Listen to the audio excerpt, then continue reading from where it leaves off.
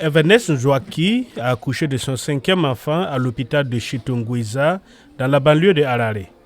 Elle explique que le nouveau-né a déjà été vacciné contre le virus de la poliomyélite.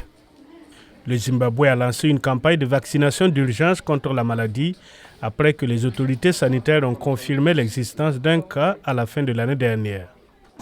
Je suis heureuse que le programme de vaccination ait eu lieu alors que j'étais à l'hôpital. Si vous êtes à la maison, vous remettez à plus tard et le programme de vaccination se termine. Les Nations Unies ont déclaré que le Zimbabwe est l'un des 11 pays d'Afrique orientale et australe qui ont signalé des cas de polio, ce qui a donné lieu à cette campagne de vaccination de masse. Le Zimbabwe est partenaire de l'UNICEF, de l'Organisation mondiale de la santé et d'autres organismes dans le cadre de cette campagne.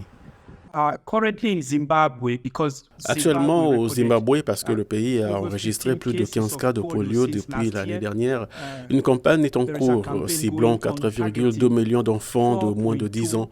Là encore, l'UNICEF travaille avec ses partenaires pour s'assurer que la vaccination se déroule bien en fournissant plus de 10,5 millions de doses de vaccins.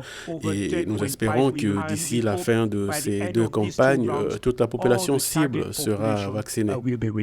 Suleiman Timios Kwidini, vice-ministre zimbabwéen de la Santé et de la Protection de l'Enfance, a indiqué que des tests de laboratoire avaient confirmé la présence du virus dans des échantillons prélevés dans les égouts de Harare.